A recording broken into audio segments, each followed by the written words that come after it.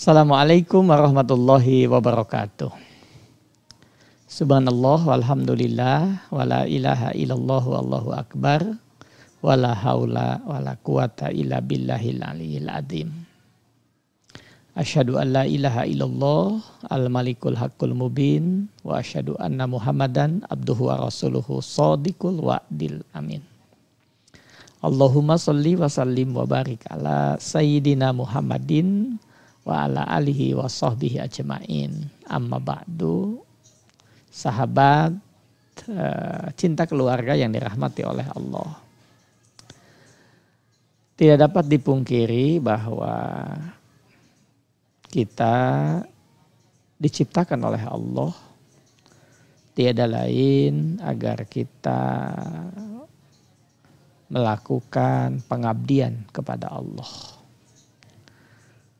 Bahkan Allah pun menegaskan sejak awal Allah mendesain kita tiada lain adalah untuk beribadah kepadanya. Untuk apa ibadah ini diperintahkan Allah kepada kita? Tentu agar setiap kita mendapatkan, merasakan, dan meraih kebahagiaan. Kebahagiaan ini adalah kerinduan setiap kita. Oleh karenanya, ketika orang bertanya, kapan kita bahagia? Maka jawabannya sedikitnya ada 15 kali Allah memanggil kita lewat suara muadzin, adzan. Di dalamnya ada panggilan hayya alal falah. Mari kita meraih kebahagiaan. 2 kali dalam setiap adzan, dikali 5 waktu, 10 kali Allah memanggil kita, mengajak kita berbahagia. Ditambah ketika iqomat dikumandangkan 1 kali, jadi sedikitnya 15 kali Allah mengajarkan kepada kita lewat para muadzin agar kita menjemput bahagia. Agar setiap kita meraih kebahagiaan. Jadi kalau ditanya kapan kita bahagia? Allah sudah mengajak kita bahagia. Kenapa kita tidak bahagia? Karena kita tidak memenuhi panggilan Allah. Oleh karena itulah kita ingin mencoba membangun sikap agar kita mampu menghadirkan kebahagiaan dalam hidup ini. Agar ibadah-ibadah kita yang kita lakukan memang berkorelasi dengan kebahagiaan hidup kita.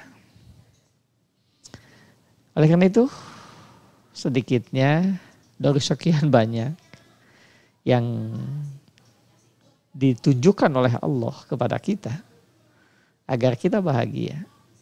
Maka sedikitnya ada 3 untuk saat ini sebagai bahan catatan kita agar kita ini mampu menghadirkan kebahagiaan dalam hidup kita. Menghadirkan kebahagiaan dalam kehidupan rumah tangga kita. Menghadirkan kebahagiaan bagi anak-anak kita. Menghadirkan kebahagiaan bagi orang-orang yang menjadi tanggung jawab kita. Tentu bagi masyarakat dan bangsa kita. Kita merindukan tentang semua itu. Yang pertama, selayaknya setiap kita membuka hati, pikiran dan jiwa kita. Para ulama, para ahli memberikan penjelasan kepada kita bahwasannya kehidupan ini amat berat. Semua yang kita lakukan akan diminta pertanggungjawaban. Jangankan orang yang memiliki jabatan tinggi, tanpa jabatan pun diminta pertanggungjawaban oleh Allah. Jangankan orang kaya yang hartanya melimpah di berbagai tempat. Yang miskin papa pun tidak akan lepas dari pertanggungjawaban di hadapan Allah. Nah, oleh karena itu, maka kita harus memberikan ruang kepada hati, jiwa, dan pikiran kita untuk terbuka dalam kehidupan ini. Al-Quran surah Bani Israel, surah ke-17 ayat ke-36 memberikan panduan kepada kita. A'udzubillahi minasyaitonirrajim. Wala taqfu ma laisa laka bihi ilmun. Inna syam'a wal basara wal fuada kullu ulaika kana anhu mas'ula. Wala taqfu ma laisa laka bihi ilmun. Dan janganlah kamu mengikuti sesuatu yang tidak kamu ketahui dalam segala hal. Karena inna sam'a, pendengaran kita, penglihatan kita, mata batin kita, fuad, jarum hati kita, semuanya akan diminta pertanggungjawaban di hadapan Allah. Oleh karena itu, kita tidak bisa egois dalam hidup ini. Kita harus melakukan dari semua amanah Allah dalam tubuh kita, pikiran kita, pendengaran kita, lisan kita, pandangan kita, kaki dan tangan kita harus bernilai ibadah di hadapan Allah Subhanahu wa taala. Setiap saat. Ini poin yang pertama. Bahwa kita harus membuka hati dan jiwa kita terhadap berbagai kebaikan yang mungkin saja datang dari siapapun. Atau nasihat yang datang dari siapapun. Semua itu tidak ada yang terlepas dari izin Allah. Semua itu tidak terlepas dari skenario Allah untuk menjadikan setiap kita menghadirkan nilai-nilai ibadah dalam kehidupan kita. Jadi siapapun yang merindukan kebahagiaan dalam hidup ini melalui pintu masuk ibadah yang kita lakukan, maka kita harus membuka hati, pikiran dan jiwa kita terhadap kebaikan-kebaikan yang dihadirkan oleh orang-orang yang sengaja Allah hadirkan dalam kehidupan kita. Boleh jadi ilmu itu datang dari anak-anak kita. Boleh jadi ilmu itu datang dari orang yang kita benci atau yang membenci kepada kita. Itu adalah kita harus mau membuka hati dan jiwa kita. Kenapa? Karena itulah jalan bagi kita meraih nilai-nilai ibadah dalam kehidupan kita. Sahabat dan pendengar cinta keluarga yang dirahmati oleh Allah. Yang kedua, agar ibadah yang kita lakukan menghadirkan kebahagiaan dalam perjalanan hidup kita adalah mengoneksikan hati kita, mengoneksikan hati dan jiwa kita kepada Allah Subhanahu wa taala. Hati ini memberikan banyak pesan, memberikan sinyal, mengoneksikan hati kita dengan Allah akan menghadirkan ketentraman, kenyamanan dalam hidup ini. Oleh karena itu, Al-Quran pun memberikan jaminan, memberikan penegasan kepada kita. Kebahagiaan, kesuksesan seorang muslim, seorang mukmin, qad aflahal mu'minun. Kesuksesan, kebahagiaan seorang mukmin. Itu cirinya adalah bagaimana dia membangun konsentrasi, koneksitas hatinya dalam ibadah kepada Allah. qad aflahal mu'minun alladzina hum fi sholatihim khoshi'un. Ini kehusuan yang begitu luar biasa. Jadi ini isyarat bahwa siapapun yang ingin meraih kebahagiaan dalam hidup ini, ketika kita beraktivitas, ketika kita melakukan ibadah-ibadah baik ritual maupun sosial, catat, pastikan hati kita terkoneksi kepada Allah Subhanahu wa Ta'ala. Allah dihadirkan dalam setiap aktivitas kita. Wa huwa ma'akum aina ma kuntum. Allah beserta kamu dimanapun kamu berada. Oleh karena itu sering diingatkan, sering saya atau kita menasihati diri kita sendiri. Kegagalan kita hari ini adalah manakala Allah tidak hadir dalam aktivitas kita. Manakala Allah tidak bisa dihadirkan dalam segala tindakan sosial kita. Allah tidak dihadirkan dalam transaksi-transaksi ekonomi kita. Allah tidak dihadirkan dalam kebijakan-kebijakan politik kita. Itu yang menyebabkan kita kesulitan mendapatkan kebahagiaan.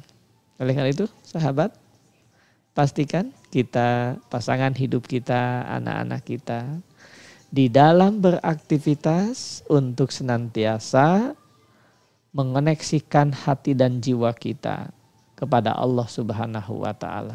Al-Hadid ayat 4 memberikan panduan itu. Wa huwa ma'akum aina ma kuntum. Allah beserta kamu dimanapun kamu berada. Sahabat, oleh karena itu, siapapun yang merindukan kebahagiaan dalam hidup ini, pastikan hati setiap kita senantiasa terpaut terhadap Allah.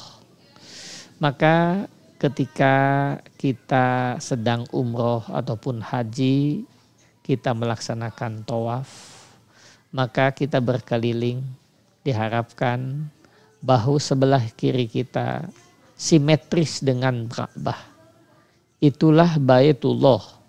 Maka ini pun memberikan isyarat kepada kita. Berkelilinglah kita dalam hidup ini. 24 jam dalam sehari, 3 hari dalam sepekan. Hati jiwa kita harus senantiasa simetris dengan Ka'bah. Simetris dengan Allah. Itulah koneksitas hati kita dan Allah Subhanahu wa Ta'ala. Karena Allah yang maha kaya, Allah yang maha kuasa, kalau kita memiliki keterikatan, kita memiliki ikatan yang kuat dengan sumber yang maha, maka ketika kita merindukan kebahagiaan, maka kebahagiaan itu hadir dalam kehidupan kita. Maka ibadah harus menjadi jalan bagi setiap kita. Ibadah yang kita lakukan, baik ritual maupun sosial, harus menjadi jalan bagi kita meraih kebahagiaan itu. Sahabat, cinta keluarga yang dirahmati oleh Allah. Lalu, langkah berikutnya, setelah kita mampu mengoneksikan hati kita kepada Allah Subhanahu wa Ta'ala, yang diawali dengan membuka pikiran kita untuk senantiasa menerima kebahagiaan, menerima kebaikan dari siapapun. Ajakan bahagia yang Allah ingatkan lewat muadzin kepada kita. Maka yang ketiga, agar kita meraih kebahagiaan adalah menjaga produktivitas amal soleh. Maka tidak berlebihan kalau seringkali guru-guru kita, ustadz-ustadz kita, mubalik-mubalik kita mengingatkan, menyegarkan tentang ketika Al-Quran memanggil orang-orang yang beriman, maka senantiasa amanu berdampingan dengan amilus solihah. Ini menunjukkan bahwa kebahagiaan setiap kita, yakni Hati kita yang senantiasa terbuka dengan kebaikan yang datang dari siapapun. Hati kita senantiasa terkoneksi dengan Allah Subhanahu wa Ta'ala dengan cara meningkatkan produktivitas amal soleh kita, amal kebaikan kita. Karena kebaikan itulah yang akan menenteramkan hati dan jiwa kita. Sedangkan dosa dan maksiat akan menghadirkan keresahan dan kegundahan dalam hati kita.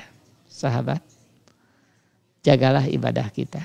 Sahabat, tingkatkanlah kualitas ibadah kita dengan cara meningkatkan produktivitas amal soleh dalam kehidupan kita setiap saat. Jangan lupa, semuanya harus terkoneksi dengan kuat terhadap Allah Subhanahu wa Ta'ala. Inilah sumber kebahagiaan bagi setiap muslim dengan ibadahnya. Semoga Allah menjaga hati dan jiwa kita, membimbing kita, keluarga kita dan anak-anak kita untuk senantiasa menjaga ibadah kepada Allah Subhanahu wa Ta'ala. Semuanya merindukan kebahagiaan di dunia dan di akhirat kelak.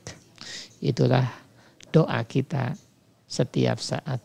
Rabbana atina fid dunya hasanah wa fil akhirati hasanah wa qina adzabannar. Semoga Allah yang Maha Sempurna menjadikan semua ibadah kita ibadah yang menghadirkan kebahagiaan dalam kehidupan rumah tangga kita dan kehidupan anak-anak kita. Insya Allah. Wallahu a'lam bimuradi, wallahu a'lam bisawab. Wassalamualaikum warahmatullahi wabarakatuh.